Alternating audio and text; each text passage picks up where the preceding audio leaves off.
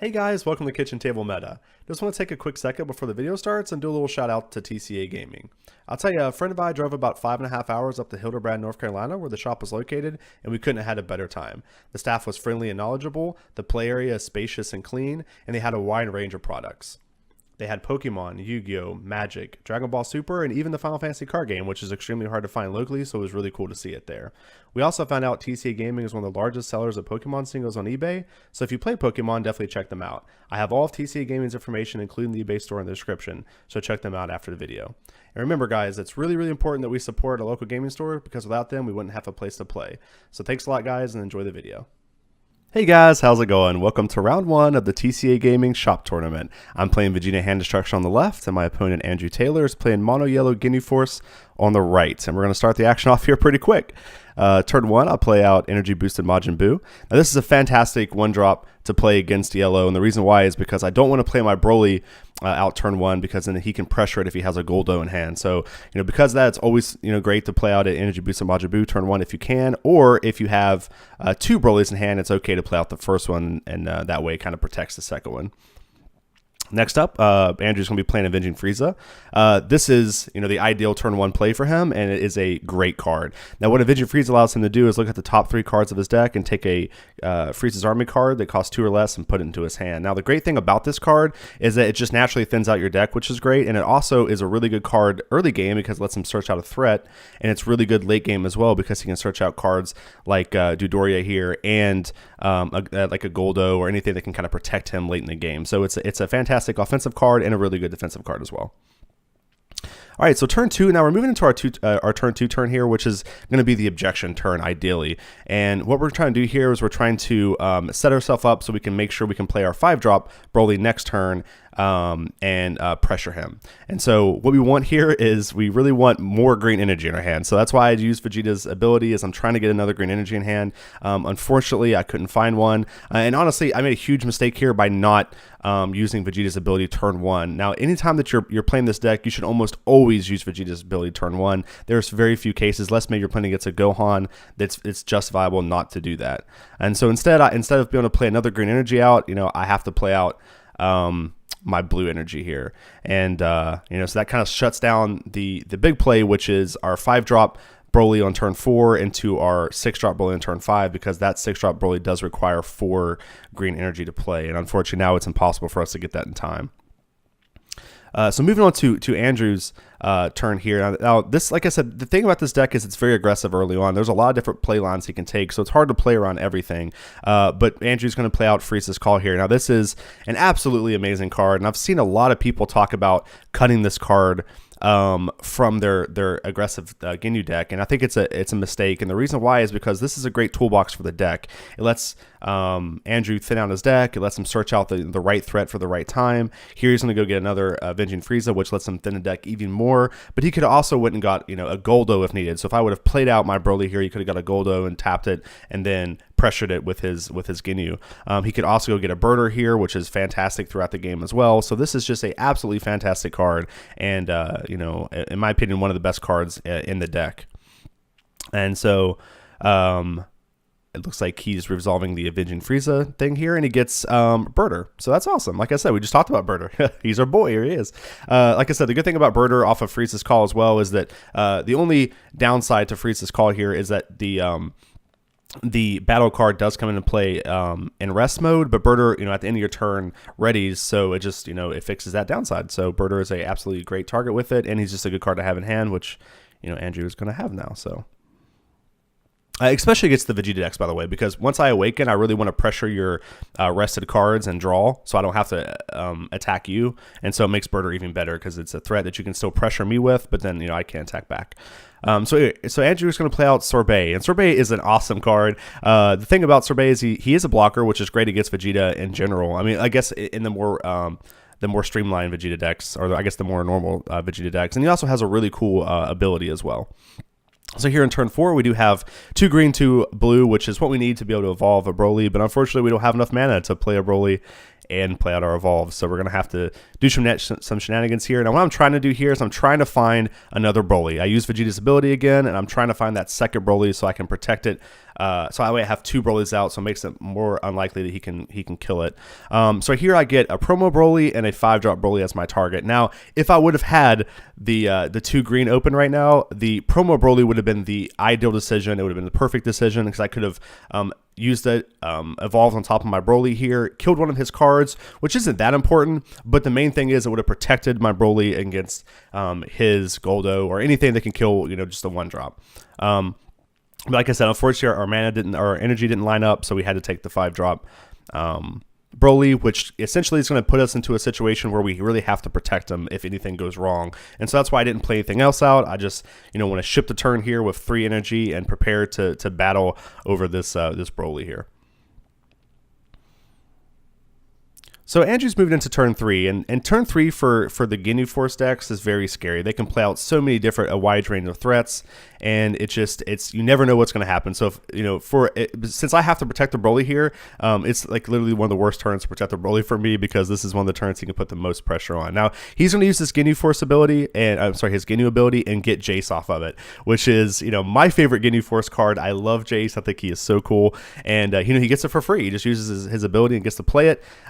And the card is fantastic. Now, what Jace lets you do is let you look at the top 3 cards of your deck, choose a Ginyu Force card, and then just put it into play. Now, unless it's Ginyu, now what we're doing here is I'm just telling him that Jace does it trigger off of himself, and he does it trigger off of Ginyu's ability. You do have to play him from play to get it, and so I actually think the card would just be extremely bonkers if it triggered off itself.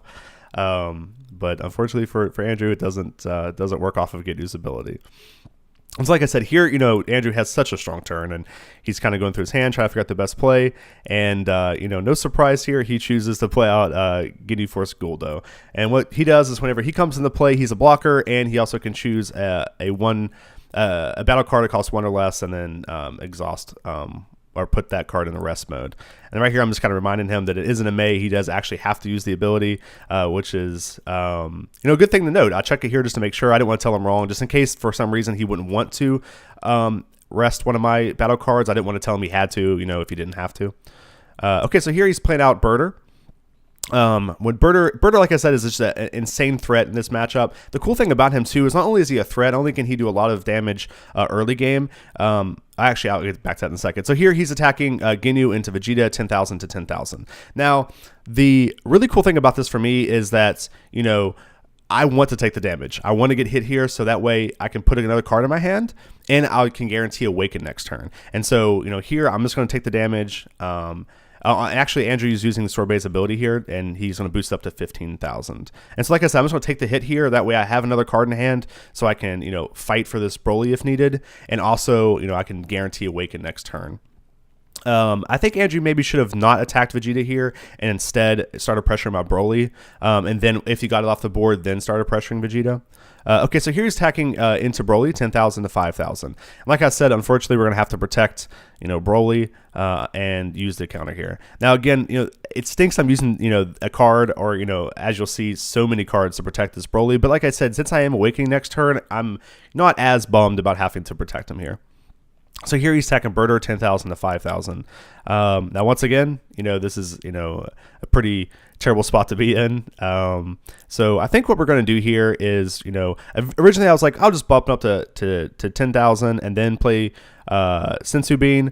But, for some reason, I just took the card back up my hand. I don't know why I did that. But yeah, so I'm going to play Sensu Bean into the 0 cost. And I think right here, I'm like, why did I put that back in my hand? I'm stupid. So yeah, we're going up to 15,000. Now, playing Sensu Bean on this, what this allows us to do is get out of range from the 2 Avenging Freezes. And like I said, it kind of stinks, using our resources up so early because we do need those resources late in the game against Ginyu. But, since I'm Awakening next turn, like I said, I felt like it was okay. And this Broly surviving is absolutely pivotal to our plan. All right, so moving into turn 5. Well, I guess it's turn 4 for me. I'm going to use Vegeta's ability. And here we're just trying to get more cards in our hand. We want to Awaken and draw 2 more and see what we get. Now, for sure, 100%, we're just going to do the evolution plan. We're trying to cut those cards out of Andrew's hand, and since Andrew's been putting so much pressure on us, we should be able to discard his hand pretty quickly here. We're going to attack the Jace 10,000 into 15,000 into 10,000. And right here, Andrew's thinking about blocking. Now I'm just letting him know here that Sorbet actually does have blocker. Like I said, that is so, for whatever reason, really hard to see on the card. I don't know why. I don't know if it's because there's so much text, but I miss it all the time. And then right here, Andrew decides to block with Goldo. I think blocking with Sorbet was a little bit better of an idea. That way he keeps another Ginyu on the field for Ginyu forces. Keeps another Ginyu force on the field for Ginyu's ability. However, he absolutely did have to block here, and so Andrew made the fantastic call to do that. All right, so right here we're trying to figure out how we're going to sequence our plays. Like I said, we're for sure going to take cards out of his hand with our 5-drop Broly here. And I think I was thinking about maybe playing a Krillin out, but I wasn't sure what I want to do after that. So here we go. Play out the Rampagey Life Form by our Broly. And what this does is if it evolves onto a Broly, then we can discard 2 cards, and we get super lucky and hit 2 Dodorias off of his ability. And so now we're going to play out the other Broly. Now here, like I said, I was thinking about playing out the Krillin just to kind of have a blocker up, and so I can protect and kind of have something out in the field. I didn't really want to play out my Broly here because again it could just be pressured again, but I thought it was probably unlikely that he would have another one in hand, and I just wanted to make sure that I could get this another evolution because I can evolve on top of the Rampage Life on Broly if this Broly does end up dying. So that's kind of why I made that decision. So now we're feeling pretty good. We're at 4 life. Our opponent's at 7. So we're going to have a couple turns right here to stall him out and start taking cards out of his hand, which is what we want. If we can ever get into this position against a leader that can awaken himself, we're feeling pretty good. So Andrew's going to use Ginyu's ability and shows a Crusher Ball. That's actually pretty scary for us too because we want to be really careful with the Crusher Ball here. And not have one of our guys get tapped. Rested, especially one of our big ones. So here Andrew tries to attack Jason to Broly, and me and him were talking. He was like, "Ah, crap!" For some reason, I thought I was rested. I was like, "Nah, it's cool, man. It's easy to do those kind of things, especially in kind of a tournament setting." So here he's attacking 10,000 to 15,000 Ginyu into Vegeta. Now this is a pretty smart play by Andrew because when you're against the kind of stall deck, you want to see your field as your hand, and what I mean by that is you want to use the battlefield to pressure me because I am at 4 life right now. So if you can get a couple hits in, you can easily kind of steal the game away. Now what I don't agree of is Andrew using so many resources here to pressure. He's going to 25,000 to 15,000. Like I said earlier, I had to do something. I can't take a life this early, so I'm going to use Piccolo to go up to 25 to 25, and then use a Krillin to go up to 30. Now I think what Andrew should have done here is just use like one of those cards, and that way he could have a constant stream of pressure for the next couple turns, and that way it's making me discard cards to not take damage as well, and it's kind of even the playing field a little bit with Andrew. I think Andrew using 3 cards there for a combo was a little bit of a mistake, but I definitely see what he was trying to do there, and it's definitely the right play, trying to put pressure on Vegeta here. All right, so we're going to draw a card and go into our next play. Now here we have a bunch of options. Our opponent has 1 card in hand, and so we have a lot of things we can do. We can, essentially just evolve, take that card, and pass. But what I really like to do here when my opponent only has 1 card in play and I'm awakened is I really like to attack with Vegeta here and put a little pressure on him. And what that will do is make it so he either has to discard that card to not take the damage, or he needs to get hit. So right here we're going to hit 15,000 into 10,000.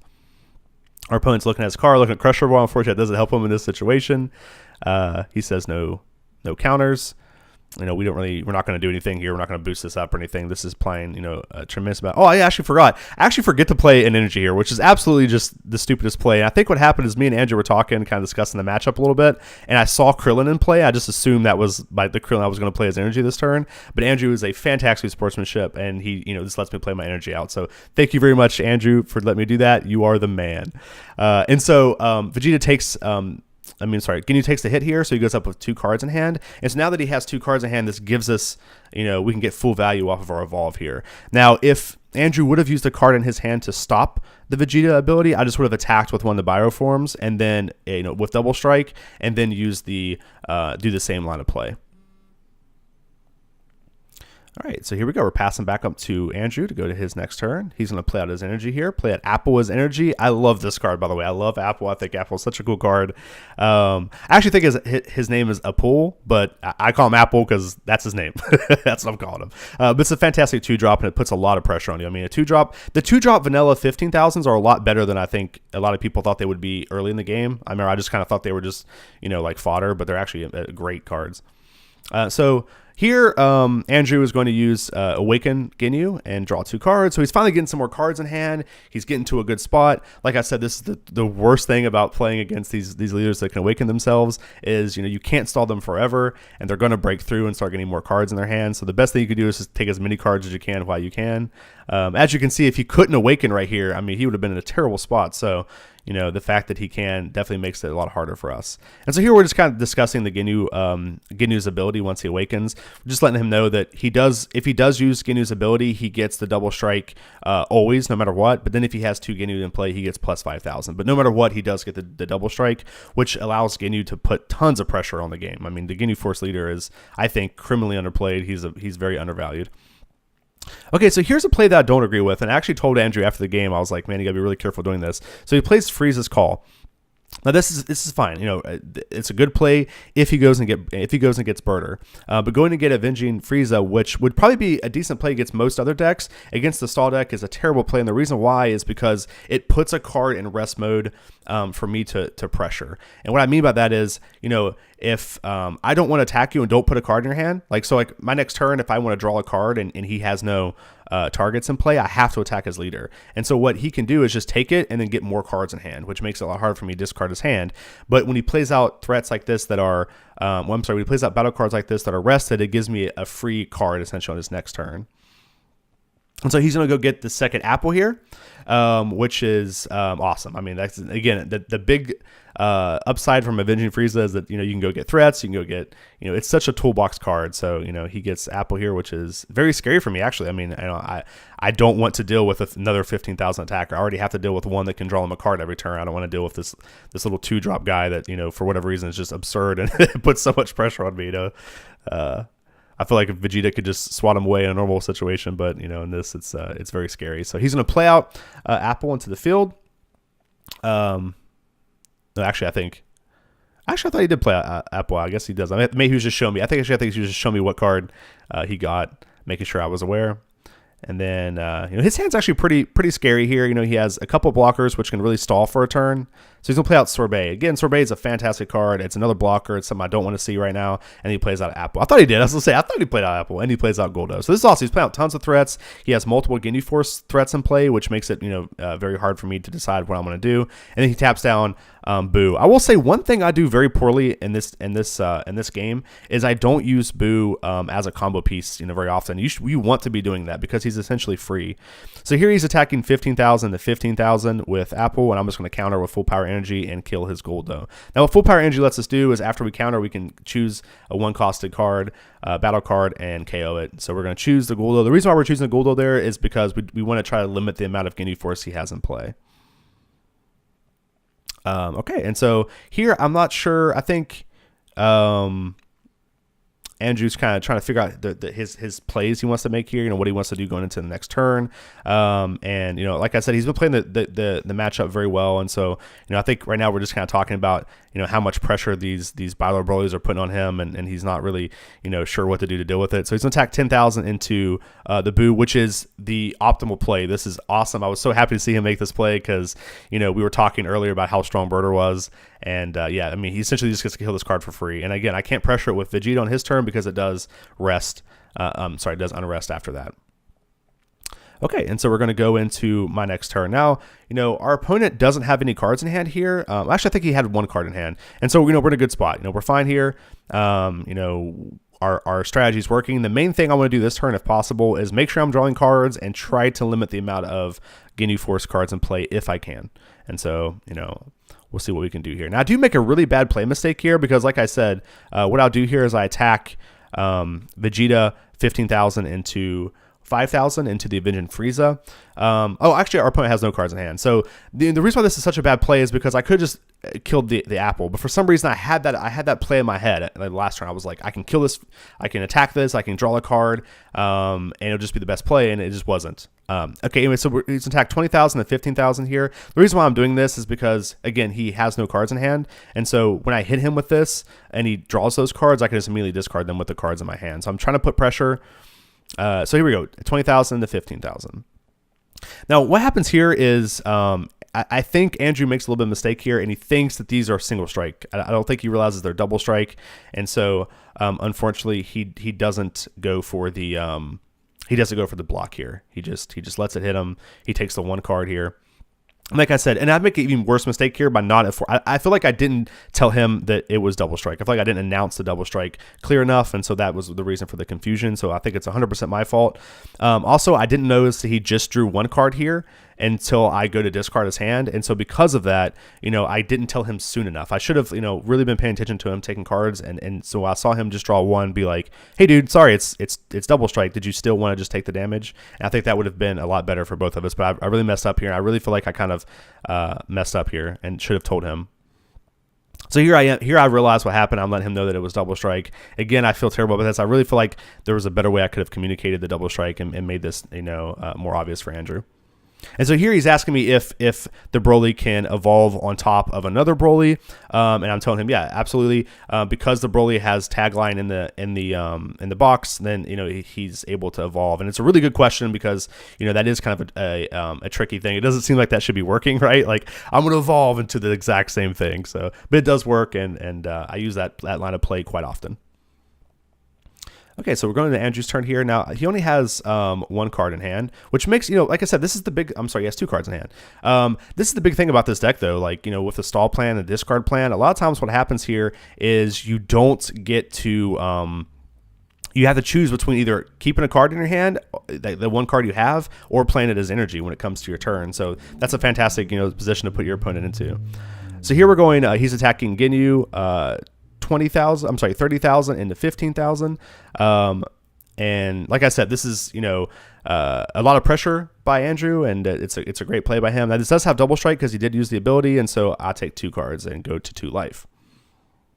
Also, another mistake I made here, I want to make sure I say this on video because I want to apologize personally to Andrew, is Andrew plays out his Jace here, and I completely missed the trigger. I completely forgot to tell him to look at the top 3 and take a Ginyu. That's 100% my fault. I am so sorry, Andrew. I apologize. I actually feel terrible about it. I didn't even notice it even still until I started, editing the video. I noticed it, and I was just like, I'm so sorry. I let you down, Andrew. I'm sorry.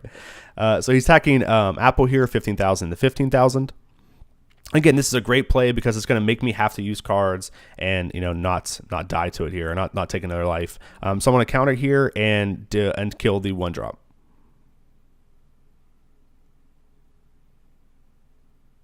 Okay, so this is a pretty interesting spot that Andrew's in here, because the problem here with Andrew's spot is that he's only has 1 life left. He's put tons of pressure on me, but I still have 2 life, so he needs to try to find a way to put just a little bit more pressure on me if he can. And here he's talking about how just like absurd these 2 Bio Broly's are, how much pressure they've been put on him this game, which is definitely true. I mean, the thing about these 2 is a lot of times they'll bait out attacks from your opponent. Your opponent will eventually they'll see how strong they are, and they'll try to kill them to stop the Broly chain, and just saves Vegeta even more life as well. So these things attack on multiple fronts. They're very good offensively. They're very good by discarding cards, and they're very good defensively as well. They do apply a lot of pressure. So right here, I'm going to talk a little bit about Andrew's line of play here. And I think what Andrew wanted to do here is I think he realized that he was probably going to die next turn because he didn't have very many cards in hand. He really had nothing to deal with these threats. And so he made a fantastic call by trying to put pressure on me. He's, putting pressure on me, trying to make me make a mistake, trying to get me to do something wrong. And so that way, he can, kind of steal the game away. And he has done a fantastic job with this so far. But right now, he just has to try to find a way to deal 2 more damage if possible. After knowing what cards his hand, it's probably not going to be possible, but you know, we'll see what happens. So he does 10,000 to 15,000 birder into Vegeta. Like I said, you know, Andrew is doing such a good job pressuring me here, because here I don't know what card this is. You know, this could be the red costed card that gives birder, you know, double strike. And so I'm like, crap, what do I do? You know, like I'm just like, I cannot let this thing kill me. And so, you know, he's doing a fantastic job by bluffing these attacks and trying to get as many cards as he can out of my hand, and you know, set himself up for next turn. And so here, I think what happens here too, and me and Andrew talked a little bit about it after the game, is he was wanting to combo with Apple, but you know, he forgot that you can't combo with arrested cards, and so I think because of that, he felt pressured into having to combo.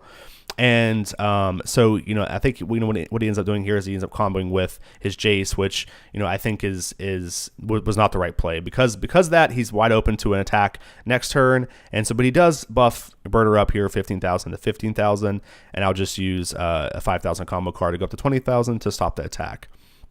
Now, one thing that happens here, and again, one reason why I say be very careful with playing Jocko in your deck, is I do have to bring the card back to his hand, and if he had one more mana, that could be very problematic. That actually could have just led to be losing the game. And so be very careful with these Jocko cards. Honestly, me taking the damage there didn't matter. I could have just took the hit and not risk that weird Jace play there. So just be you know, kind of keep that in mind. Okay, and like I said, so you know, I think you know, again, Andrew kind of felt pressure into that attack, and you know, please, if you guys make a mistake, don't worry, you know, don't feel like you can't just say like, hey, never mind, I'm not going to combo now, and I forgot about that mechanic, I just won't combo, and I think that would have been a better play for Andrew. Okay, so going off into my next turn. Now we have tons of options here. Our opponent has two cards in hand, and so one of the fantastic things that this deck can do is that it can essentially make you discard those two cards out of hand, and then once those cards are out of your hand, you can't stop the attack, and it'll just win off of that. And it happens a lot, and it's honestly probably my number one win condition. It's just discarding a hand with discard cards, and then just winning because you can't stop it. So here we're playing our Broly, the Rampaging Horror. When it comes into play, you have to discard two cards. Those cards are at random though, so that's why it's such a strong card. And then we're going to attack 15,000 into 15,000 here, Vegeta into Ginyu. Now Andrew could have used birder here to combo into Ginyu and stop this attack, but Andrew's an awesome guy. He knew that if he would do that, he would just die the next turn, so he decides to concede. And luckily, even though I played pretty bad, we ended up taking that game for round one. Now guys, thank you so much for watching. If you guys have any questions, any comments, anything I can do to make this video better, please let me know. And if you guys enjoyed this video, enjoy my content, please don't forget to subscribe. Thank you guys so much, and we'll see you tomorrow for round 2 of the TCA Gaming Shop Tournament.